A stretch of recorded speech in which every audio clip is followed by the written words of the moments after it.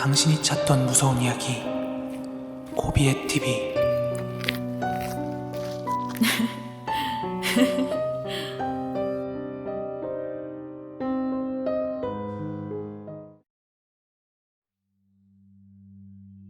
이번 이야기는 제가 중학교 3학년 시절에 우리 동네에 있던 백화점에서 겪었던 실제 이야기입니다.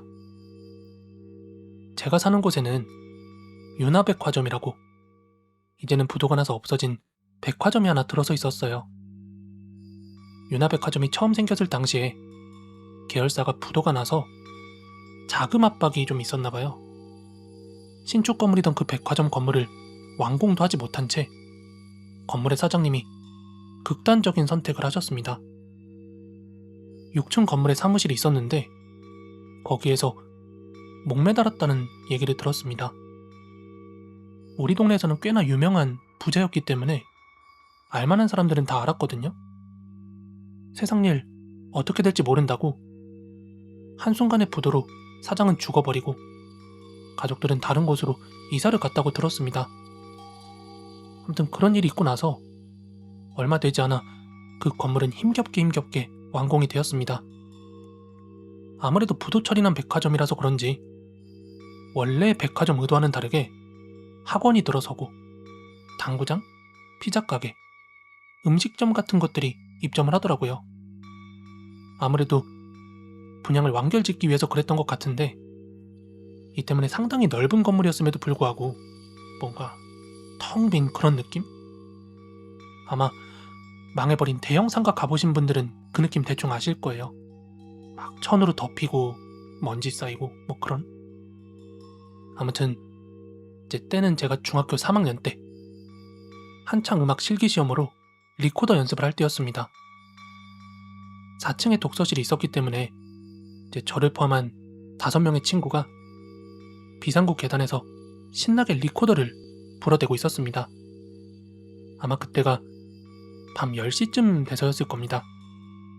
시끄럽게 비상구 쪽에서 계속해서 리코더를 불어대니까 이 당시 독서실 실장이 나와서 시끄럽다고 여기서 연습하지 말고 다른 데 가서 하라고 하시더군요. 그렇게 쫓겨난 우리들은 당장 내일이 실기시험이었기 때문에 연습할 장소를 꼭 찾아야만 했습니다. 이제 그래서 고민 끝에 생각한 게 4층의 독서실을 제외한 모든 층은 비상구를 통한 출입문이 잠겨 있었기 때문에 야, 우리 다 같이 옥상으로 올라가자 하고 의견을 모았습니다. 이게 우리들의 가장 큰 실수였어요. 백화점 특성상 8시가 되면 문을 다 닫기 때문에 이때 어쩔 수 없이 옥상을 택한 거였거든요. 친구들 5명이서 나란히 올라가 옥상 문을 열었습니다. 뻑뻑한 쇠문이 굵직한 마찰음을 내면서 힘겹게 열리더라고요. 옥상도 너무 넓어서 끝이 안 보일 정도였습니다. 우리들은 문 바로 옆에 있는 환기구에 걸터 앉아 리코더를 크게 불어대고 있었습니다. 서로 말은 안 했지만 은연중에 무서웠던 거죠, 다들. 뭐 시간도 늦었거니와 여기 사람 죽었다는 소문이 있었다 보니까 뭐 귀신이 나타난다는 둥 그런 루머들이 있었거든요. 이런 것들이 머릿속을 마구마구 스쳐 지나갈 때였죠. 2명은 앞을 향해서 또 2명은 벽과 가까운 뒤쪽을 향해 나머지 1명은 문 옆에 서서 리코더를 불고 있었는데 이때 앞쪽을 바라보며 리코더 불던 친구들이 동시에 외쳤습니다. 마, 저거 먹고 앞에 둥실거리는 거. 저희는 친구들의 말에 일제히 같은 쪽을 바라봤죠. 저도 앞을 딱 봤는데 희미하게 뭐가 움직이는 것 같은데 사실 잘 보이지가 않더라고요. 눈이 좀 많이 안 좋습니다. 뭐 아무것도 안 비는데 뭔 개소리고. 장난치지 마라. 아니다. 앞에 저기 뭐 두둥실 떠댕긴다 아이가. 잘 봐봐라. 저기 장갑 걸려있는 빨랫줄 봐봐라. 뭐 말리려고 빨랫줄에 걸어놨겠지. 니 도라이가. 저게 빨랫줄에 걸린 것 같나? 니 눈깔 사샤 이가. 뭔가 겁은 나는데 친구들은 보인다고 하니까 은근히 궁금하더라고요. 그게 뭔지. 문 앞에 서 있던 친구를 잡아서 같이 확인하러 가자고 부추겼습니다, 제가. 그랬더니 걔가 자기는 끝까지 대충은 보인다면서 우겨대더라고요. 안 갈 거라고. 저는 시끄럽다고 헤드락거려서 옆에 끼고 같이 성큼성큼 걸어갔습니다.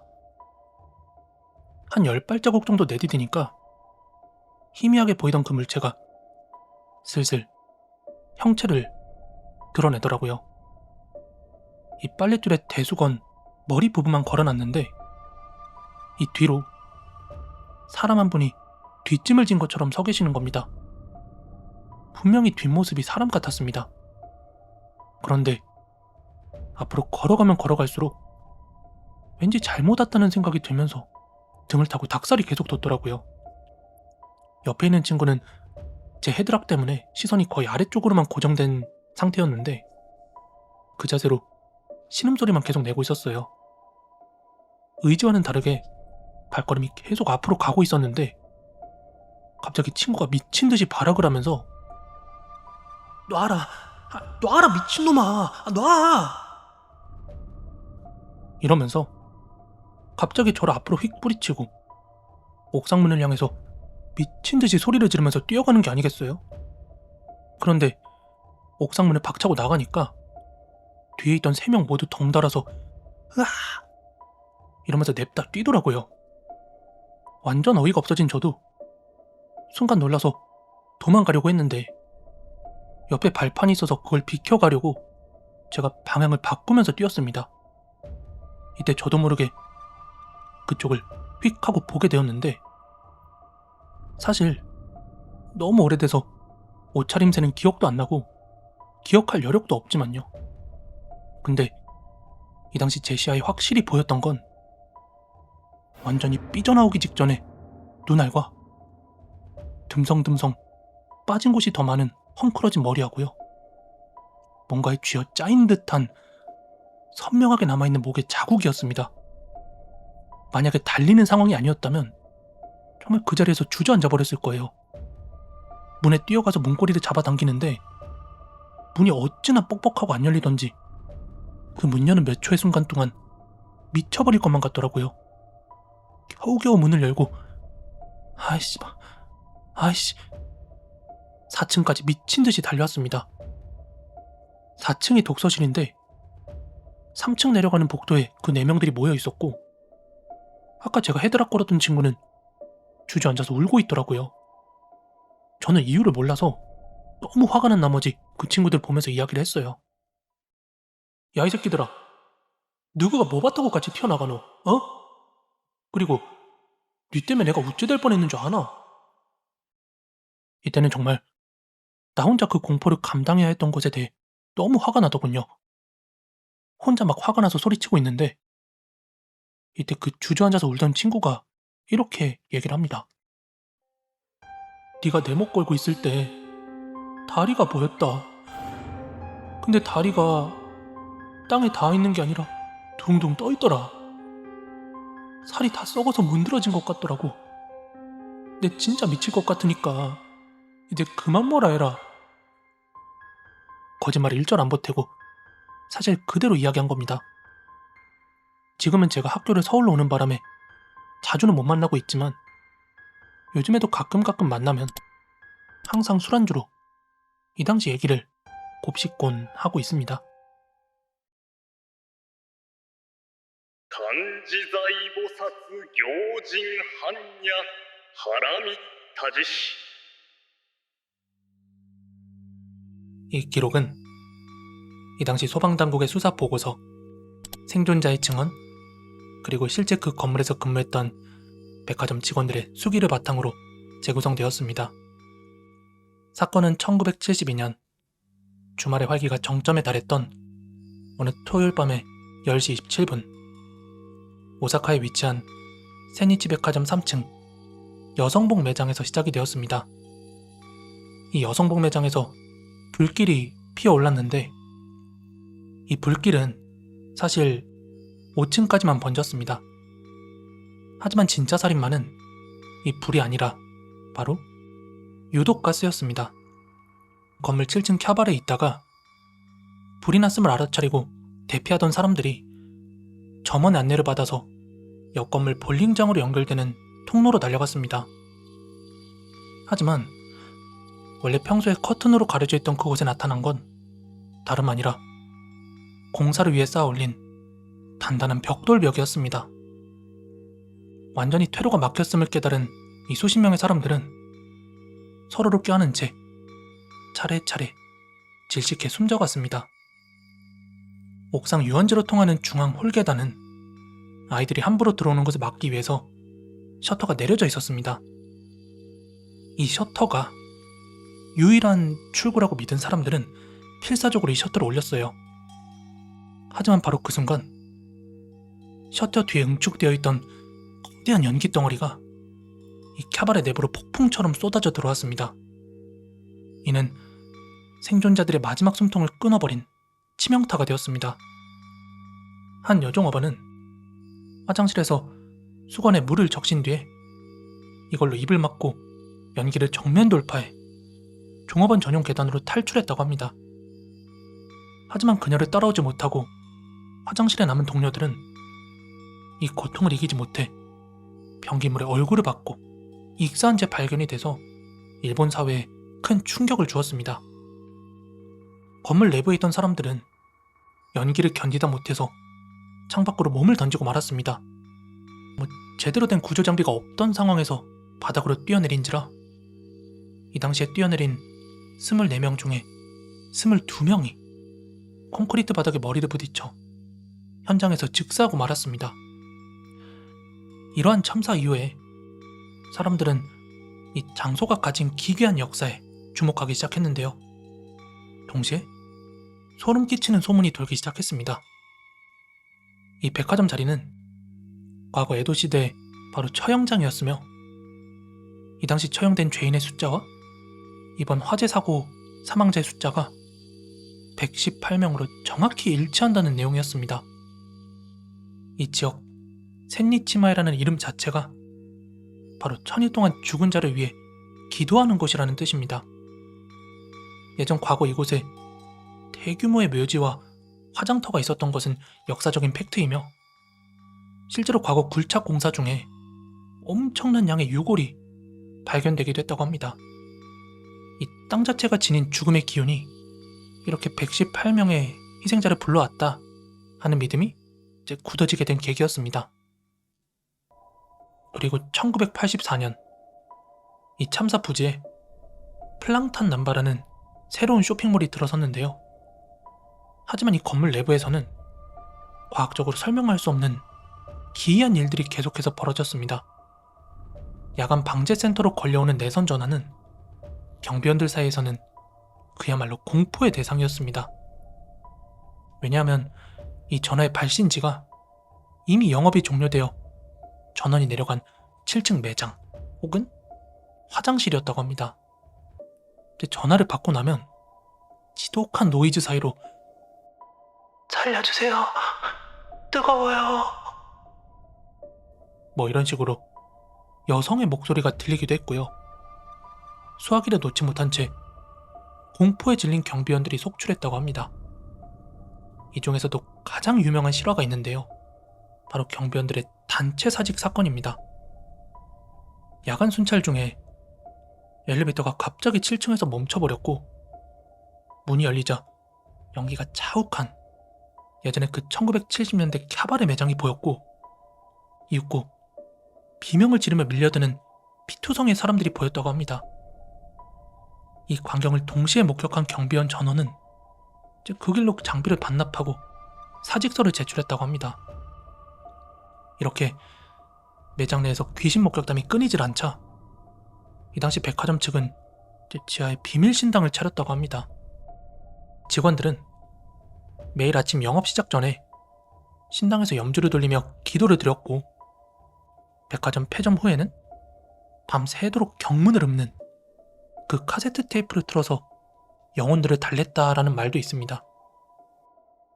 그리고 현재 이 건물은 한국 사람들에게도 잘 알려진 대형 가전 매장 빅카메라가 들어와 있습니다. 이곳을 방문해본 사람들이라면 느낄 수 있는 기묘한 특징들이 있는데요. 매장의 에스컬레이터 구조가 매우 독특합니다. 매장이 들어설 당시에 제 풍수 전문가의 자문을 받아서 중간에 방향을 비틀거나 앞뒤가 바뀌도록 배치를 했다고 하는데, 이는 영혼들이 위층에서 아래층으로 쉽게 내려오지 못하도록 동선을 꼬아놓은 풍수지리적 방어막이라고 합니다. 그리고 이 건물 옥상에는 지금도 샌니치 지장존이라고 불리는 불상이 118명의 위패와 함께 안치되어 있다고 합니다. 옥상 한 구석에 조용히 자리 잡은 이 불상은 이곳이 단순한 쇼핑몰이 아니라 거대한 위령비임을 암시한다고 해요. 그리고 최근에도 그 7층 가전 매장에서 갑자기 이유 없이 TV 전원이 동시에 켜진다거나, 또 그 매장에 전시된 세탁기 안에서 여자의 얼굴이 비친다는 제보가 잇따르고 있다고 합니다. 아직도 직원들 사이에서는 엘리베이터 근처에 작은 소금 접시를 모셔두는 풍습이 여전히 암암리에 이어지고 있다고 합니다. 이 사건 이후에 일본 소방법 법규가 대폭 강화되었고, 우리가 흔히 보는 그 초록색 비상구 유도등 있죠?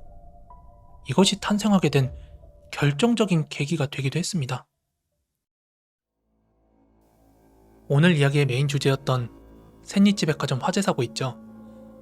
이 참사가 있던 자리가 현재는 앞서 언급드린 대로 빅카메라라고 하는 이 쇼핑센터가 들어가 있는데, 아마 오사카 방문하신 분들은 이 빅카메라 한 번씩 가보셨을 수도 있고, 혹은 그 근처를 지나가 보셨을 가능성이 높습니다.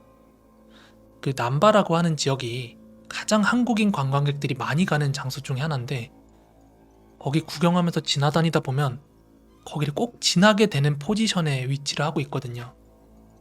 예전에 저도 오사카를 처음 갔을 때 그 샌니치마에라고 써져 있는 그 간판 같은 거 있잖아요. 팻말 같은 거. 밤에 그게 되게 좀 웅장해 보이고, 그 건물도 주변이 화려해 보여가지고 그런 일이 있는지 모르고 거기서 여행 갔다가 사진 찍고 그랬던 적이 있었거든요. 그런데 거기를 다녀온 이후에 괴담 스팟이라는 컨텐츠로 이 샌니치 백화점 화재 사고를 다룬 적이 있었어요. 오늘 이야기에선 다루지 않았는데, 예전에 그 컨텐츠 준비하면서 알게 된 괴담 중에 하나가, 사고 이후에 그 주변으로 택시기사들이 많이 돌아다닐 거 아니에요, 손님 태우러. 그런데 밤늦게 그 근처에 돌아다니다 보면 사람들이 차를 세운대요. 손님인가 싶어서 가보면 온몸이 막 불타있는 사람이 택시를 잡으려고 한대요. 그래서 택시기사들 사이에서는 한동안 그 지역이 약간 가면 안 되는 장소처럼 막 꺼려 했다고 합니다. 아무튼, 그리고 오늘 이야기에서도 언급이 됐지만 이 건물 안에 무슨 지장존, 그러니까 위령비 비슷한 고인 기리는 장소가 있다고 하는데, 제가 처음 오사카에 갔을 땐 그런 걸 몰랐으니까 이 건물을 유의 깊게 안 봤단 말이에요. 근데 제가 이거를 다루고 나서 두 번째 오사카에 갔을 때 여자친구랑 갔거든요. 그때 이 빅카메라 건물이 보이길래 그냥 의도적으로 한번 들어가 봤어요.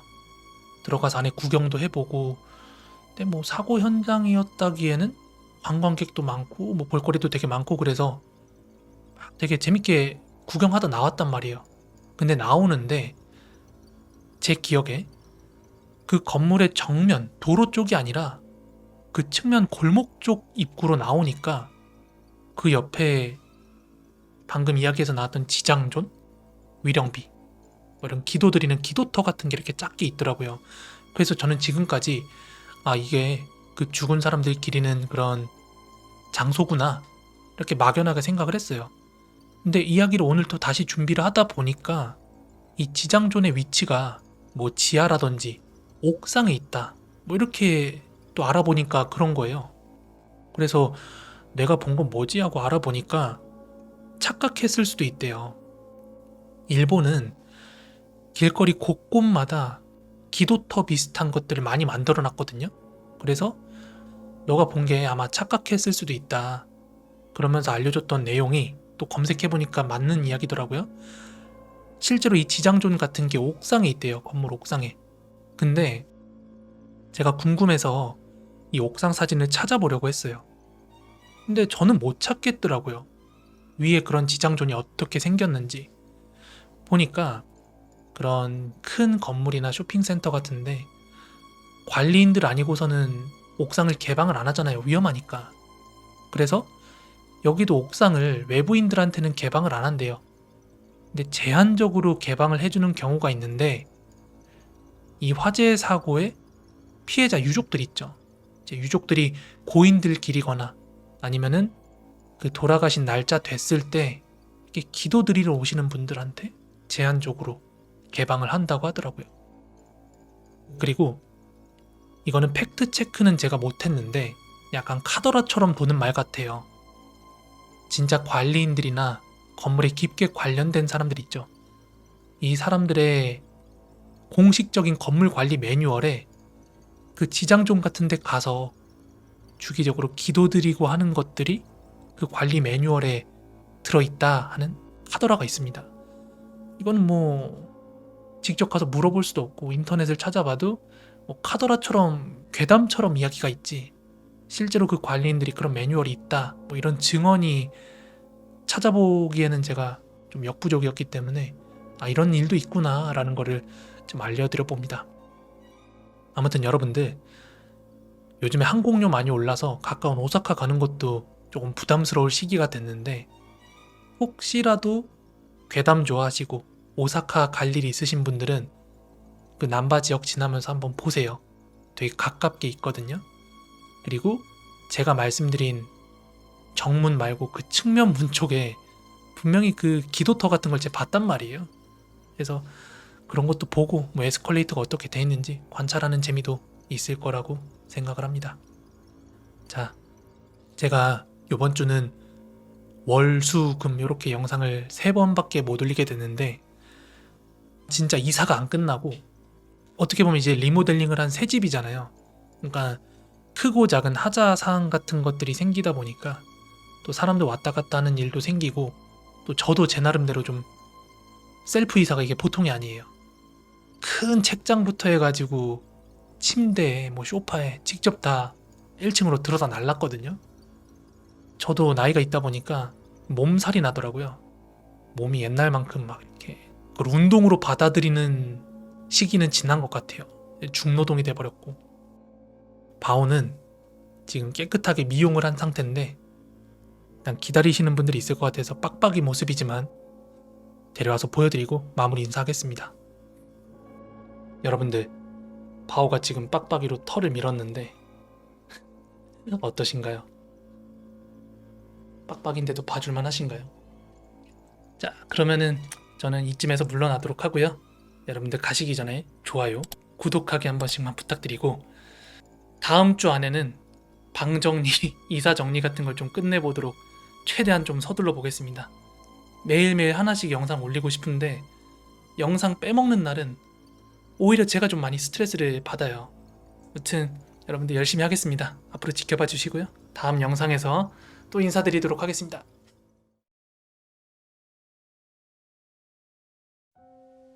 안녕하세요.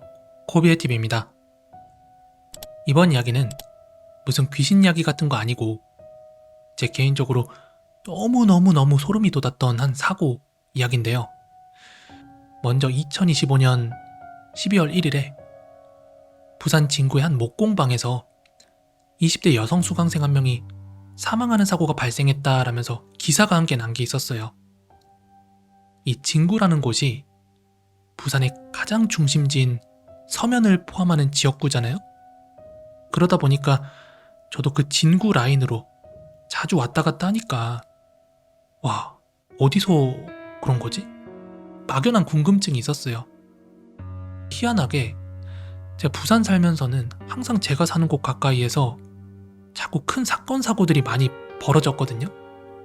아무튼 아마 제 기억에 이 기사를 제가 처음 접했던 게 인스타그램의 피드뉴스 같은 데서 봤던 걸로 기억이 나요.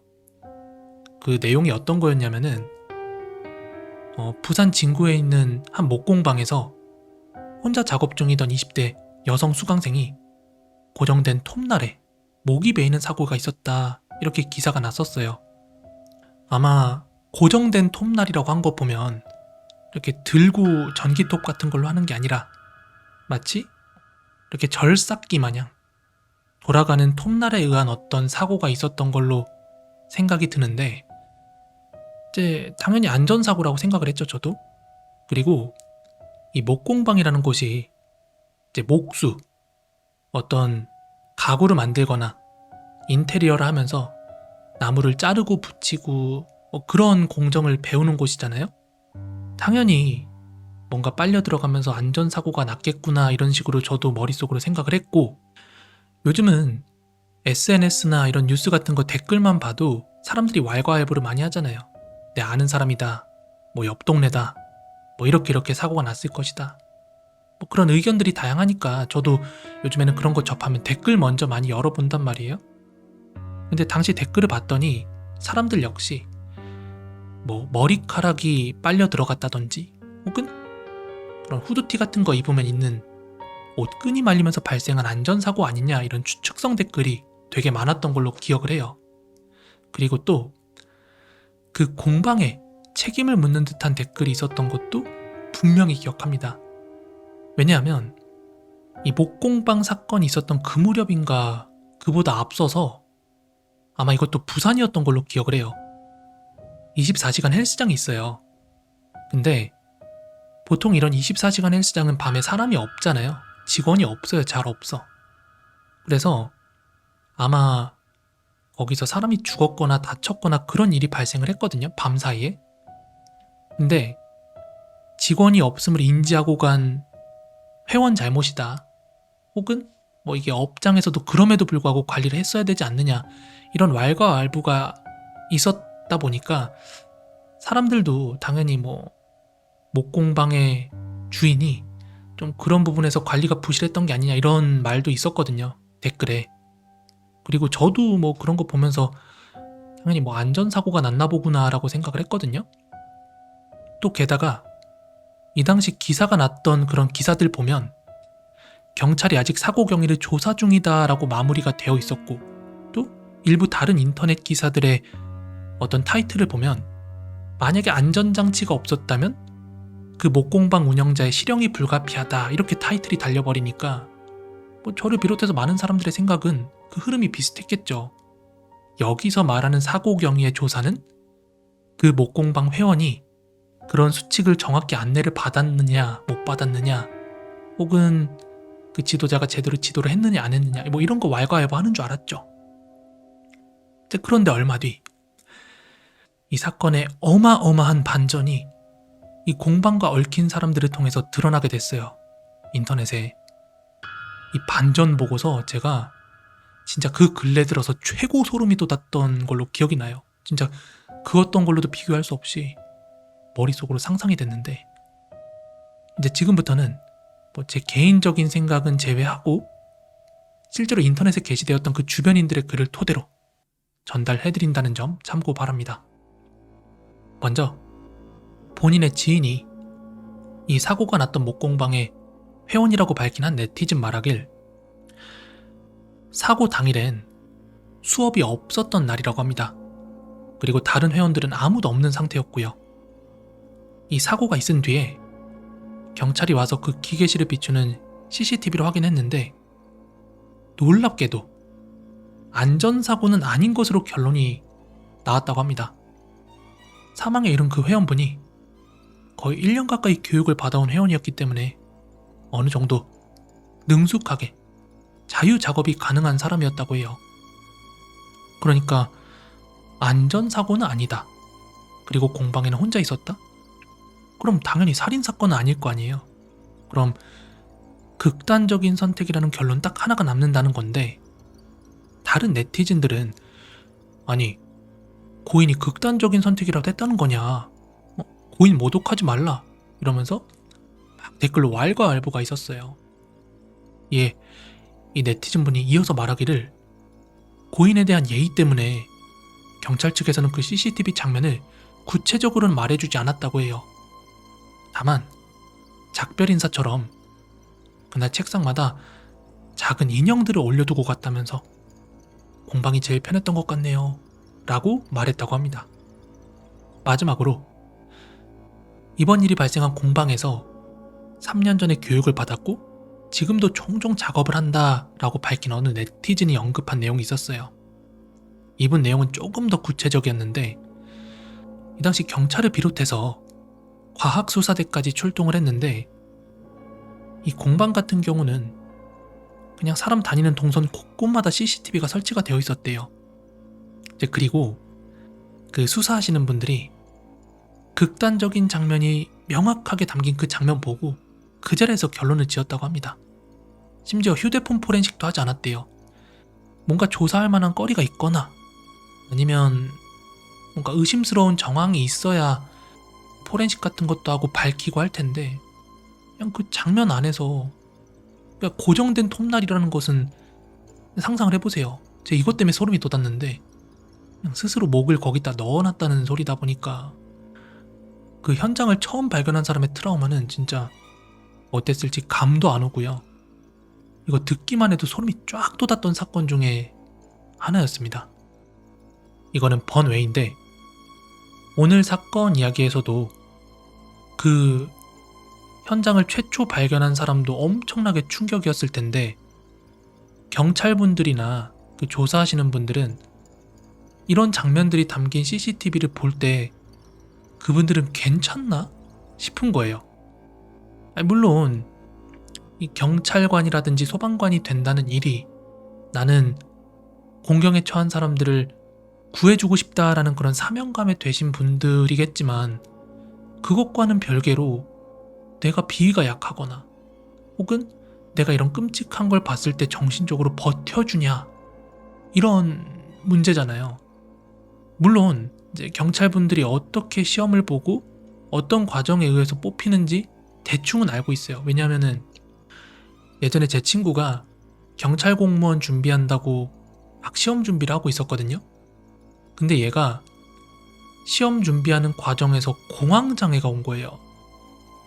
근데 그 당시에 듣기로 그냥 뭐 정신과 같은 데 가가지고 공황장애약 사가지고 먹으면 그만 아니냐 라고 얘기를 했더니 그 무슨 정신과적 진료 기록이 공무원 선출 과정에서 좀 문제가 생긴다 이렇게 제가 들었거든요. 그래서 얘가 공황장애가 있음에도 끝끝내 버티다가 결국 경찰 공무원이 안 되고 다른 쪽으로 길을 틀었던 애가 하나 있어요. 제 동창 중에 고등학교.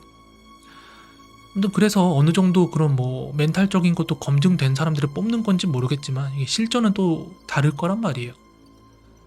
왜 이런 말씀을 드리냐면 또 제가 예전에 그런 걸 본 적이 있어요. 예전에 무서운 이야기 같은 거나 사건 사고 관련된 그런 것들 보면은 이게 진짜로 가능한 걸까? 라는 저 역시도 의심을 할 때가 있단 말이에요. 그래서 그런 어떤 사건에 대한 내용이나 이런 것들을 막 인터넷에 검색해 볼 때가 있단 말이에요. 그러다가 우연찮게 어떤 게시물이 하나 떠가지고 보게 됐거든요. 게시물이 아니야.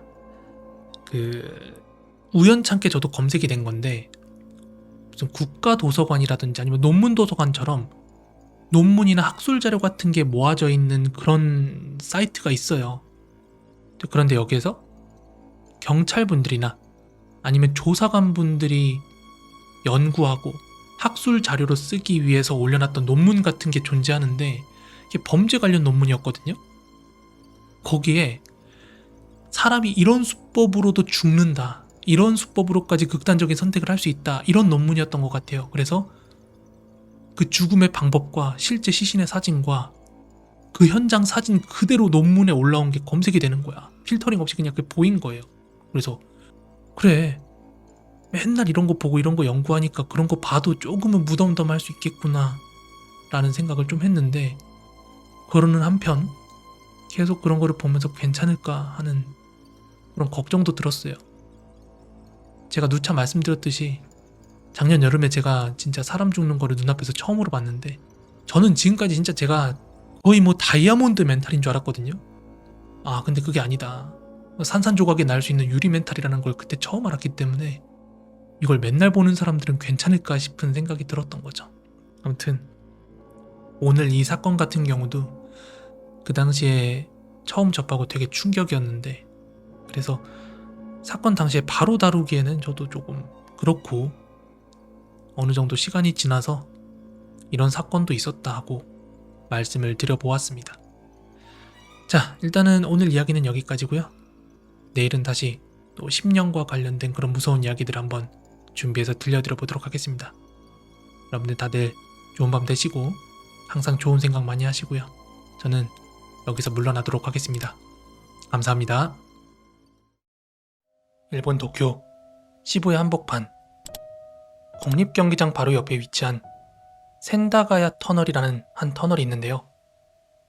여기는 일본에서 가장 구조적으로 기괴한 심령 스팟으로 꼽힙니다. 이곳은 단순히 그저 무서운 소문이 도는 곳이 아니라 설계 자체가 공포영화의 설정이나 다름이 없습니다.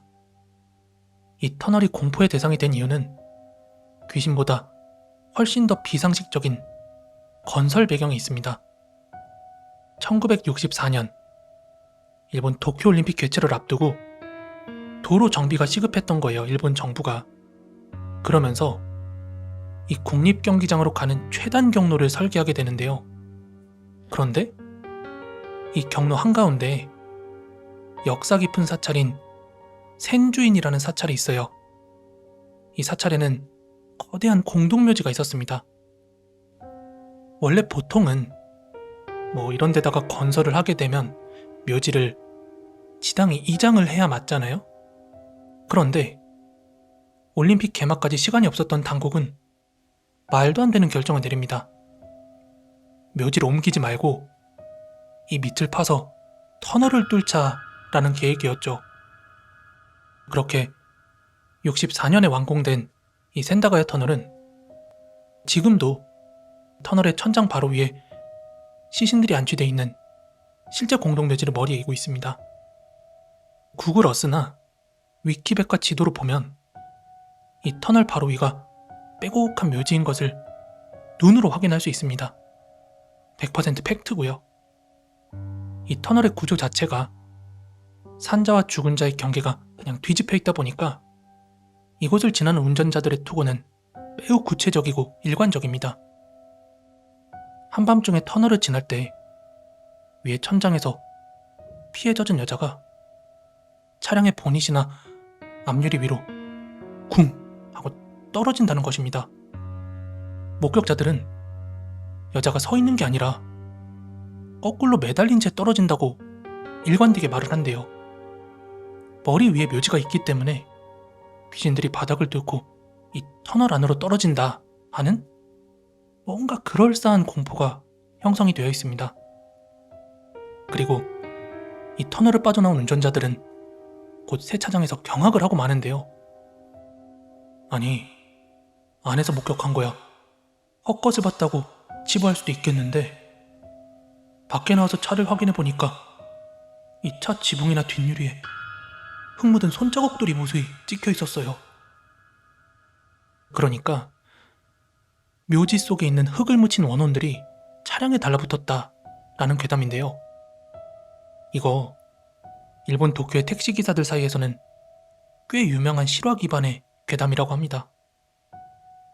그리고 이 터널의 벽면에 누수 자국이나 곰팡이들이 교묘하게 일그러진 사람의 얼굴처럼 보인다라는 제보가 뒤따랐다고 합니다. 특히 비가 오는 날에 조명에 비친 그 벽면을 보면 수많은 얼굴들이 자신을 쳐다보는 느낌을 받아서 핸들 조작 실수하는 사고가 빈번히 일어났다고 해요.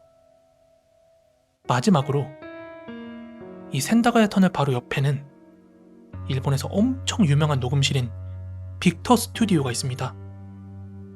일본의 유명한 가수들이 여기서 많이 작업한다고 하는데요. 그 터널의 기운이 이 스튜디오에까지 영향을 미친다는 게 일본 연예계에서는 공공연한 비밀이라고 합니다. 일본 가수 히무로 쿄스케의 유명한 실화인데요.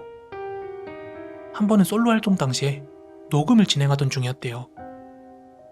그런데 반주만 흘러나야 되는 파트인데 헤드폰에서 갑자기 꺼져 낮게 깔린 분노에 섞인 여자 목소리가 들렸다고 합니다. 이게 단순히 들린 수준이 아니라 마치 바로 옆에서 귀에 대고 속삭이는 듯 입바람까지 느껴졌다고 전해집니다. 완벽주의자로 유명한 그였지만 이 당시에는 기분이 너무 나빠서 당일 녹음을 전면 취소하고 철수했다는 일화가 업계에 파다하다고 합니다. 이뿐만이 아니라 여러 가수 및 연예인들의 목격담이 유독 이곳에서만 빈발하게 되는데요. 이를테면 스튜디오 구석이나 유리창 너머 조정실 쪽으로 긴 머리를 늘어뜨린 여자가 그렇게나 자주 목격이 된다고 합니다. 그리고 한 밴드는 이런 일들 때문에 실제로 녹음 일정이 자꾸 미뤄지면서 음반 발매가 늦어진 일도 있었대요. 스튜디오 엘리베이터에서 분명히 아무도 층수를 누르지 않았는데도 그 터널 방향을 보는 창문 있는 층에서 계속 그 엘리베이터가 열렸대요. 또 어떤 스태프는 거기서 하얀 옷을 입은 여자가 서 있었다 라는 목격담들도 하나둘 이렇게 피어나기 시작했다고 합니다. 오늘 소개해드린 곳은 일본 센다가야 터널이라고 하는 심령 스팟이었는데요. 이 센다가야랑 비슷한 터널이 한국에도 있다는 거 알고 계신가요? 바로 황령터널인데요. 과거에 이 황령터널과 관련된 괴담을 직접 제보를 받고 전화 연결까지 해서 이야기를 들은 적이 있었거든요. 이 제보자분 말씀하시기를 택시를 탔는데 택시기사분께서 황령터널 들어가기 전에 이렇게 말을 하더래요. 이 터널 들어가서 혹시라도 뭐 보이더라도 놀라지 말라고, 이러면서 이 안에서 귀신이 나온다 라고 했던 이야기였는데요. 이 황령터널 괴담이랑 또 그 위에 황령산에 엄청 유명한 괴담이 하나 있었거든요.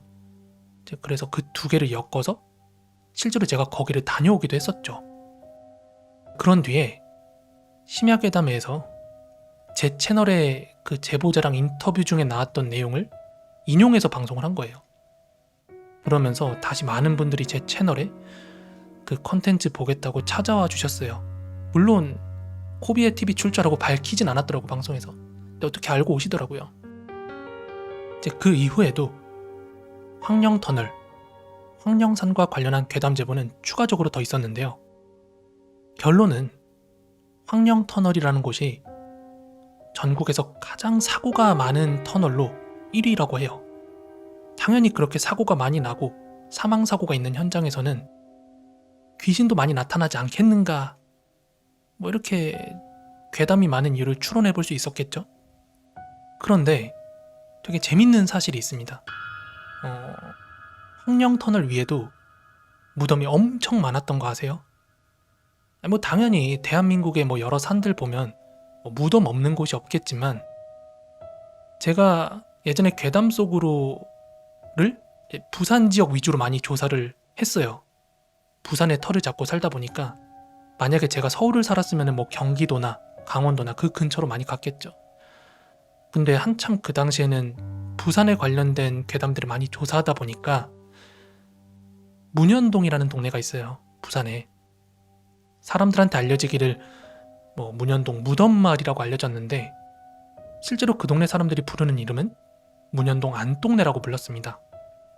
이 동네가 어떤 동네냐면, 과거에 6.25 피난민들이 그 사람들이 너무 많이 밀려오다 보니까 살 데가 없잖아요. 땅은 한정돼 있는데. 이제 그러다 보니까 공동묘지나 무덤 주변으로 불법 건축물들을 지어서 터를 잡고 살던 게 최근까지 이어지던 마을이었어요. 그러다 보니 뭐 마을 길가나 뭐 집 뒷마당이나 집 앞마당 뭐 여기저기 막 무덤이 있던 그런 마을인데요. 지금은 물론 재개발 들어간다고 철거가 되었습니다. 그런데 뭔가 로드뷰를 보다가 혹은 그 지역 항공뷰를 보는데 되게 익숙한 거예요. 뭔가 내가 예전에 컨텐츠 만들다가 봤던 동네들이 이렇게 겹쳐 보이는 느낌? 그래가지고 보니까 공교롭게도 이 황령터널이 앞서 언급한 그 무덤마을 바로 옆을 이렇게 질러서 통과를 하더라고요. 되게 인접해 있어요. 이 문현동 안동네가 지금은 이제 재개발 때문에 거기가 다 철거가 됐지만, 철거 이전에 눈으로 셀 수 있는 확인된 무덤만 한 80여 구의 무덤이 있었다고 했거든요. 그러니까 아마 유실되었거나 확인되지 않은 무덤은 그보다 훨씬 더 많았을 겁니다. 이거 재탕 같지만 한 번 더 말씀드리면 과거 장마철에 비가 굉장히 많이 쏟아지던 시기 있죠? 이때 그 무덤이 눈에 보이는 무덤이 있고 오랫동안 관리가 안 되다 보면 그냥 평평해져서 이게 무덤인지 모르는 그런 것들이 있어요. 근데 비가 너무 많이 내리니까 그 산에 모래가 쓸려가고 하면서 그 아랫동네 빗물에 씻겨져 내려온 그런 유골들이 막 떠밀려 왔다는 그런 제보도 있었습니다. 뭐 아무튼 일본의 그 터널하고 지어진 목적 자체는 좀 다를지 몰라도 맥락은 비슷한 것 같아요. 그러니까 원래 같았으면은 산 사람들이 지상에 살고 죽은 사람들이 땅 아래로 가야 맞는 건데 거기도 그렇고 황령터널도 그렇고 뭔가 구조적으로 봤을 때 죽은 사람들이 위에 있고 산 사람이 아래를 지나가는 이상한 모양새인 거죠. 아무튼 오늘 준비한 이야기는 이쯤에서 마무리를 하도록 하겠습니다. 현재 제가 있는 장소가 전이랑은 좀 달라졌죠. 지금 현재 신혼집으로 옮겨와 있는 상태고요. 아직 원래 살던 자취방에 있는 짐을 다 옮기지는 못했습니다. 그리고 지금 방송을 하게 될 이 방도 뒤에 이제 배경처럼 들어가게 될 뭐 가구 같은 것들이 아직 안 왔어요. 요즘은 가구 주문하면 바로 안 오고 한 2주, 3주 막 이렇게 걸리더라고요. 그래서 그게 갖춰질 때까지는 뒤에가 좀 휑할 것 같습니다만 제가 그래도 영상 찍으려고 오자마자 부랴부랴 막 컴퓨터 엄청 세팅을 했어요. 보시는 분들 아시겠지만 요 카메라 웹캠이 아니고 카메라로 바꿨어요. 앞으로 라이브 할 때도 이 화질로 라이브가 될 거고요. 마이크도 원래는 USB로 연결해서 쓰다가 오디오 인터페이스라는 걸 처음 활용해 봤어요. 요게 테스트 영상이 될 것 같은데 음질이 어떻게 담기는지 앞으로 조정을 어떻게 해야 될지도 조금 손봐 나가도록 하겠습니다. 근데 제 나름대로 가장 효율적인 구도와 이제 넓은 집으로 왔으니까 또 조명 같은 것도 많이 세팅을 고민하게 됐어요. 나중에 라이브를 하다가 뭐 가령 예를 들어서 그런데 거기에 귀신이 있더라고요. 막 이런 장면에서 이렇게 바로바로 바꿔주고 밝기 조절하고 눈뽕 죄송합니다. 또 이렇게 즉각 해가지고 조명을 이렇게 바꿀 수 있도록 좀 세팅을 했어요. 태양권! 네, 아무튼 뭐 이것저것 좀 새로운 시도를 좀 해보려고 이것저것 만져보고 있는데 얼른 조속히 스튜디오를 좀 완성해서 더 나은 모습을 보여드려 나갈 수 있도록 하겠습니다. 자, 일단 영상은 여기서 좀 마무리를 짓도록 하고요. 열심히 또 이삿짐 정리하고 살던 집도 정리하고 잘 마무리해보겠습니다. 또 새롭게 좋은 모습으로 인사드리겠습니다. 가시기 전에 좋아요, 구독하기 부탁드리고요. 다음 영상에서 인사드리겠습니다. 감사합니다. 이번 이야기는 단 한 채 거짓도 없음을 맹세하고 시작하도록 하겠습니다. 일단 작년 여름이었는데 어느 사람 없이 방치된 한 무당집에서 보고 겪은 이야기를 해보려고 합니다. 일단 대학교에 입학하고 나서 만난 동기들이 있어요. 저를 포함해서 5명이 같이 다니는 그런 무리가 생겼는데 이 중에서 3명이 서울 사람이고 저도 서울 사람이고요. 한 놈은 대구, 나머지 한 놈은 부산 사는 동기였습니다. 그렇게 한 학기를 즐겁게 보내고 있다가 작년 여름 종강 시즌에 야, 우리 다 같이 여름 휴가나 같이 즐기자 하고 여름 휴가 계획을 세웠습니다. 뭐 어디로 갈까 이렇게 고민 끝에 이 동기놈 고향 하나가 부산이니까 야, 뭐 요즘에 광안리 핫하다는데 우리 광안리나 한번 가보자 하고 이제 목적지를 광안리로 정했어요. 문제는 숙소인데 또 하필이면 되게 타이밍이 좋게 그 부산 동기놈 부모님께서 집을 비워주신대요. 너네들 재밌게 놀아라. 엄마 아빠도 한 며칠 놀고 오겠다. 이렇게 해서 이제 숙소 문제는 해결이 됐어요. 이 부산 동기네 집이 부산 송도해수욕장 근처였거든요. 이제 그렇게 다 같이 4박 5일의 일정으로 부산 여행을 떠나게 되었습니다. 그렇게 하루, 이틀, 3일 즐겁게 광안리도 가고 해운대도 가고 여기저기 즐기다가 사건은 여행 마지막 날 밤이었습니다. 처음 3, 4일은 되게 기세 좋게 술도 먹고 야 우리 체력 좋다 이러면서 여기저기 돌아다녔는데 마지막 날은 약간 다들 조금 풀이 죽은 상태였어요. 피로도가 쌓이니까. 이제 그래서 그 마지막 날 밤 우리들은 송도해수욕장 근처에서 이제 조개구이 먹으면서 조용히 시간을 보내고 있었죠. 그러다가 서울 사는 동기 한 명이 갑자기 야 아무리 그래도 마지막 날인데 좀 재미난 거 없을까? 라고 운을 뗐고 이때 부산 친구 빼고는 대구 사는 친구부터 다들 서울 사는 사람들이니까 다음날 멀리까지 가야 되잖아요. 야 우리 조용히 오늘 술이나 먹자. 내일 마지막으로 바다 구경하고 서울로 가자. 이렇게 얘기를 했는데 이때 뭔가 생각이 났다는 듯 그 부산 동기가 얘기를 하는 거예요. 야 여기 부산에 빈집 많다.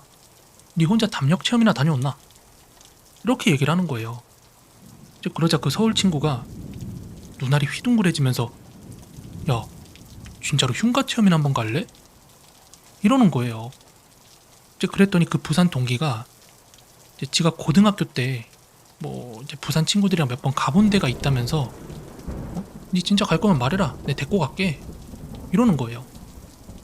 막상 이렇게 나오니까 그 서울 동기도 갈까 말까 이렇게 생각을 하다가 니 쫄았제? 응? 니 쫄았제? 이러고 서로 자극을 하면서 장난을 치다가 이게 결국에 정말로 가게 됐어요. 흉가 체험을. 우리가 총 5명이었거든요. 이 중에 동기 한 명만 나 지금 속이 너무 울렁거린다. 또 잠도 온다. 이러면서 집에서 쉰다고 했고요. 나머지 4명이서 어떻게 택시를 잡아 타고 그 친구가 안내한 곳으로 향했습니다. 내려보니까 진짜 어두운 어느 공장단지 인근이었는데 여기 내려서도 한 몇 분 정도 그 공장단지 오르막길을 막 걸어 올라갔어요. 이미 올라가는 길부터 되게 으스스하더라고요. 그 공장 건물들은 주변이 불도 하나도 안 켜져 있고 가로등간 거리가 정말 멀어서 어떤 생각을 했냐면 야 솔직히 여기서 공장 직원들이 누구 하나 잡아먹어도 모르겠다 이런 생각을 하면서 졸졸 따라가고 있었죠. 왜냐하면 제가 그냥 야 지금 우리 어디 가는 거야? 하고 물어봐도 얘는 야, 미리 알려주면 재미없지 이러면서 밀당을 하더라고요. 설마 에이 우리들 장기라도 팔아먹겠나 싶어가지고 한참을 따라갔는데 뭐라? 진짜로 어두컴컴해가지고 거기 공장밖에 없었거든요.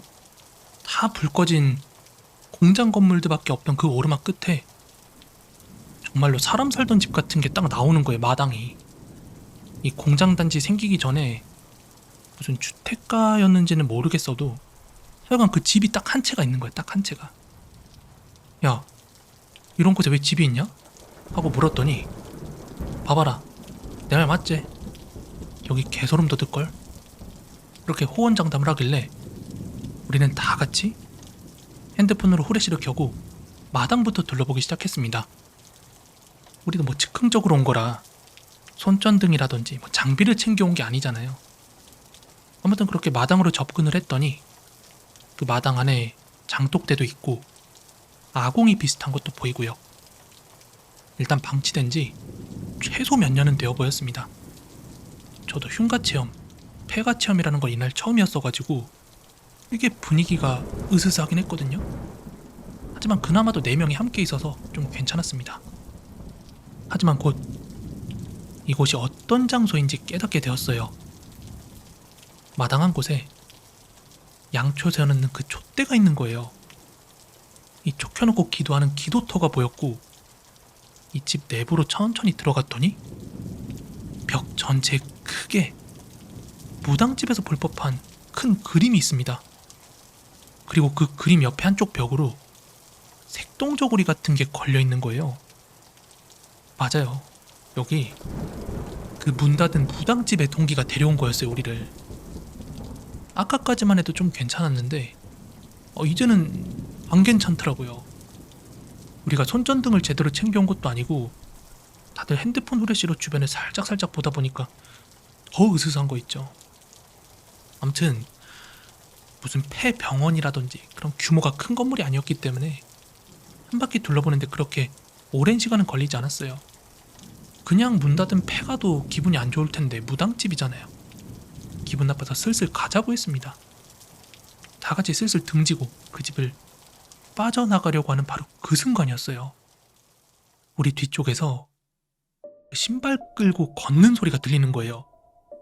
순간 너무 놀래가지고 당연히 우리밖에 없을 거라고 생각을 했으니까 씨발 깜짝이야 하면서 뒤를 돌아봤는데 거기에 어떤 할머니 체구 정도의 한 여자가 서 있었는데 니들 잠깐 이리 좀 왔나? 이러는 거예요. 그러자 그 부산 동기가 조용히 우리들한테 야, 그냥 내려가자 이러면서 그 할머니에게는 죄송합니다 하고 그냥 가려고 하는데 그 할머니가 너네 집 함부로 들어왔으면 내 좀 도와주고 가라 이러는 거예요. 그래서 다 같이 이렇게 슬쩍슬쩍 눈치를 보다가 아, 네 하고 그 할머니 쪽으로 걸어가는데 걸어오는 우리들을 보더니 할머니가 뒤돌아 등지고 그 마당 안쪽으로 걸어가더라고요. 저희도 그 할머니를 천천히 따라가기 시작했는데 한 20걸음째 못 걸은 느낌이었거든요. 갑자기 할머니가 뒤를 돌아보는데 우리들 서로 누가 먼저랄 것도 없이 아까 그 어두운 공장길을 따라서 미친듯이 도망을 쳤습니다. 우릴 등지고 있던 할머니가 갑자기 니들 눈에도 내가 거꾸로 보이나? 라고 하더니 딱 할머니가 뒤를 도는데 몸은 그대로인데 얼굴 위아래가 뒤집혀 있는 거예요. 너무 놀래가지고 미친듯이 뛰어가지고 한참 내려가는데 길이 굉장히 어둡고 복잡해요. 다 공장 건물이 여기가 여기 같고 그래가지고 한참 헤매면서 내려가다가 구글맵 켜가지고 겨우겨우 큰 길 쪽으로 빠져나왔습니다. 아무튼 이때 우리가 서 있던 곳이 무슨 택시 한 대가 다닐 곳도 아니라서 한 거의 10분에서 15분 정도 더 나가서야 겨우 택시를 잡아서 집에 갈 수가 있었는데요. 여기서 끝이 아닙니다. 우리들은 그 갈 때까지만 해도 어느 정도 살짝 술이 올라있는 상태였는데 이 술이 완전히 다 깨버릴 만큼 우리 서로들의 얼굴이 완전히 하얗게 질려버려 있더라고요. 근데 이제 집에 가면서 그 부산 동기 말하길 자기도 고딩 때 친구가 데려와서 한 2번 와본 게 전부였다. 이거 지금 우리가 본 게 맞냐? 하면서 몹시 당황한 모습이었습니다. 보니까 저만 본 게 아니고 다들 똑같은 걸 본 거였어요. 몸은 그대로인데 얼굴이 뒤집혀서 입이 위에 있고 눈이 아래 달려있는 할머니였어요. 부랴부랴 동기네 집까지 도착을 했고 이때 혼자 집에 남아있던 그 동기는 완전히 뻗어서 자고 있더라고요. 우리들은 그 여름날에 허겁지겁 뛴다고 다들 너무 땀을 많이 흘려버려서 한 놈 한 놈 화장실 왔다 갔다 하면서 씻고 나오고 있는데 우리가 계속해서 그렇게 뿌시럭대니까 먼저 자고 있던 그놈이 이제 잠결에 깬 거예요. 부시시하게 이렇게 눈을 떠가지고 왔어 이러면서 우리를 확인하는데 갑자기 눈을 똑바로 뜨고 우리를 쳐다보더니 얘가 으아 이러면서 비명을 지르는 거예요. 자고 있는 사람한테 귀신 몰카하면 진짜 막 기겁을 해버리잖아요. 얘가 그렇게 기겁을 하는 거예요. 그때 상황은 무서웠지만 지금 생각하면 좀 웃기기도 한 게 이놈이 눈물 찔끔 흘리면서 우리한테 뭐라고 했냐면 너네 얼굴이 왜 다 뒤집혀 있어? 이러는데 이때는 진짜 너무 소름이 돋았거든요. 왜냐면 조금 전에 겪은 일이 있으니까 우리가 단체로 귀신에라도 씌인 걸까봐 엄청 시겁했습니다. 한동안은 우리 중에서 저주받아 죽는 사람 나오지 않을까 엄청 긴장하고 생활을 했습니다. 뭐 다행히도 이외에 아무 일도 없긴 했는데 그 부산 동기는 그 장소를 알려줬던 자기 고등학교 동창한테 너 그 무당집 왜 비어있는지 혹시 아는 거 있냐? 하고 물어봤더만 그 부산 동기의 동창놈도 당시 자기도 그냥 주변에서 알려줘서 가본 게 다지 뭐 누가 살았던 건지 누가 거기서 지냈던 건지 아무도 모른다고 하더랍니다. 우리가 봤던 게 사람은 아니라고 진짜 100% 확신합니다. 왜냐면 사람은 머리를 좌우로 180도씩 꺾지는 못하잖아요. 일본 도쿄의 지하철. 오늘 이야기할 이 JR 추호선은 일본에서 가장 불길한 노선이라는 오명을 오랫동안 짊어져 왔습니다. 뭐 단순히 연착이 잦아서가 아니라 가장 많은 인신사고가 발생하는 곳이기 때문입니다. 이 노선은 도쿄 도심과 서부 외곽을 직선으로 길게 잇는 노선입니다. 그러다 보니까 급행열차가 많아서 열차의 통과 속도가 매우 빠르고 노선의 색상이 자극적인 오렌지색이라 사람의 흥분을 유도한다는 심리적 가설이 돌 정도로 투신사고가 잦았습니다. 추호선의 투신사고는 거의 매일 일어나다시피 했습니다. 특히 90년대 중반쯤에 어느 역에 하얀 형광등 아래에서 열차를 기다리던 승객들이 이 오렌지색 열차가 들어오는 순간 승강장에 서 있던 수십 명의 사람들이 동시에 선로 쪽으로 몸을 기울이는 단체 환각을 목격했다 하는 이런 투고담이 일본 오컬트지에 실린 거예요. 이 투고담은 꽤나 큰 파장을 일으켰습니다. 이에 참다 못한 JR 동일본은 2009년부터 신주쿠역을 시작으로 추호선의 주요 역 승강장 끝마다 푸른색 LED 조명을 설치했습니다. 이런 푸른색은 인간의 부교감 신경을 자극해서 혈압을 낮추고 흥분을 가라앉히는 효과가 있다라는 연구 결과를 바탕으로 했다고 합니다. 즉, 충동적으로 선로에 뛰어들려고 하는 그런 사람들의 마음을 차분하게 돌리려는 의도였습니다. 놀랍게도 도쿄대학의 연구에 따르면 이렇게 푸른 조명을 설치한 역에서 실제로 이런 극단적인 선택을 할 확률이 약 84%나 감소했다는 실제 통계가 있습니다. 이렇게 푸른 조명이 실제로 자살 방지에 효과를 거두자 일본 이채널과 오컬트 커뮤니티 등에서는 이 조명을 다르게 해석하는 소름 돋는 목격담들이 올라오기 시작했습니다. 이 푸른 조명 아래에 서본 사람들은 공통적으로 물속에 들어와 있는 것 같다 하는 기묘한 부유감을 느낀다고 합니다. 그리고 원래 평소에는 보이지 않던 것들이 이 푸른 조명 아래에서는 선명하게 투영이 된다 하는 주장들이 제기가 되었죠. 마치 블랙라이트가 위조지폐에 숨겨진 무늬를 찾아내듯 이 푸른색 파장이 이 세상 사람이 아닌 존재들의 파동을 잡아낸다 라는 그런 이야기였거든요. 이런 투고담이 있었습니다. 어느 날 막차를 기다리면서 승강장 끝에 푸른 조명 아래 서 있었는데 시야 아래쪽에선가 의화감이 느껴졌습니다. 뭔가 하고 고개를 내려 바닥을 보니까 분명히 사람은 없는데 사람의 발목만 수십 개가 줄을 지어서 선로 쪽으로 걸어가고 있었습니다. 신기한 것은 이 발목들이 선로 끝에 다다르면 아래로 뛰어내리는 게 아니라 공중으로 그대로 스르르 사라진다는 것이었습니다. 이 푸른 조명들이 이들이 마지막으로 걸었던 경로를 현상하고 있는 것처럼 보였습니다.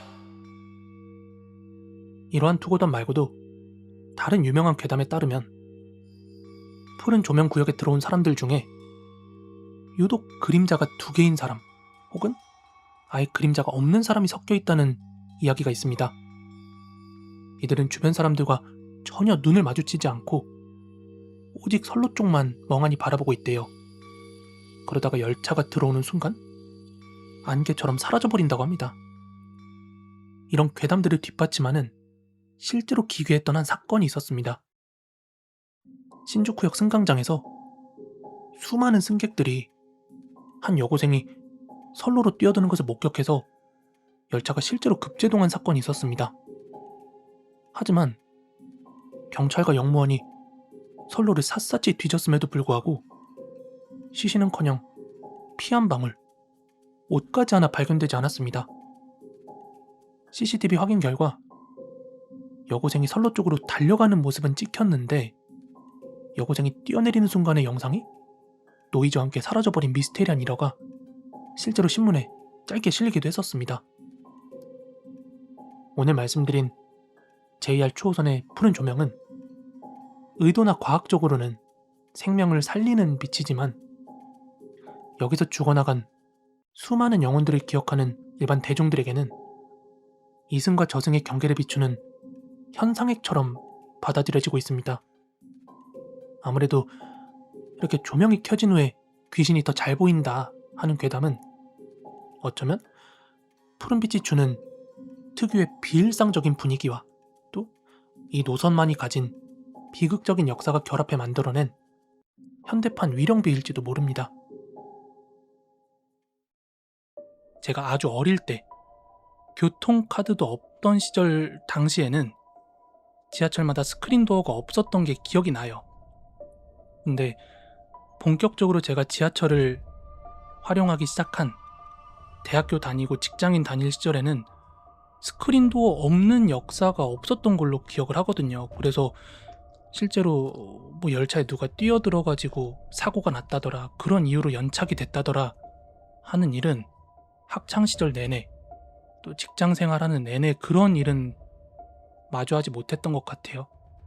다만 스크린도어로 인한 사고는 제가 자주 다니던 역 근처에서 몇 번 벌어진 적이 있었어요. 실제로 한참 제가 성수역 근처 많이 왔다 갔다 할 때가 있었거든요. 근데 한 번은 그 당시에 또 성수역에서 지하철 스크린도어 수리기사분께서 그 열차에 치이는 사고가 한 번 있었고, 또 제가 직장 생활할 때는 회사가 그 바로 강남역 근처였거든요. 강남역에서도 그 수리기사분이셨는지 열차하고 스크린도어 사이에 껴가지고 숨지는 사고가 실제로 있었어요. 이 사건 같은 경우에는 사람 많은 강남역이기도 했고, 또 어떤 정신 나간 사람이 알겠어 봐. 알겠어. 그 강남역 사건 같은 경우에는 어떤 정신 나간 사람이 실제로 그 사고 현장 찍어가지고 인터넷에 올렸어요. 그게 한참 막 페이스북 하던 그런 당시라서 페이스북에 갑자기 사진 떠서 봤던 기억이 있어서 되게 끔찍했습니다. 아무튼 이런 사고는 없어야겠고, 일본 얘기로 돌아와서 일본이라는 나라가 일본 국민들 개개인이 주변에 민폐 끼치는 걸 굉장히 꺼려하는 그런 문화가 있다고 하잖아요. 예전에도 제가 지나가듯이 말씀드린 적이 있었을 거예요. 영상에서.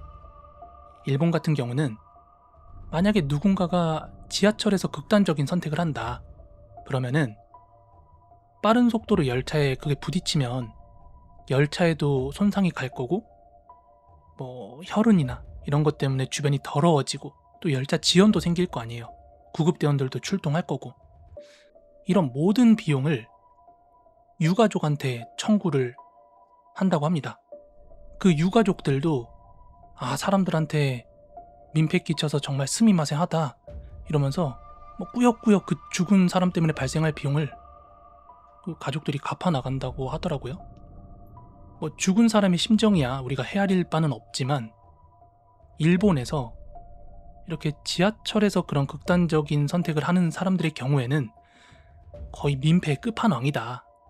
주변 사람들뿐만이 아니라 가족한테도 짐을 지우고, 또 오늘 이야기처럼 특정 역사나 지하철 전체에 괴담까지 뿌리고 가는 거니까 정말 민폐 중에 민폐가 아닐까라는 생각을 하면서, 삶이란 건 소중하니까 다들 이 어려운 시기에 힘차게 한번 힘내서 살아봅시다.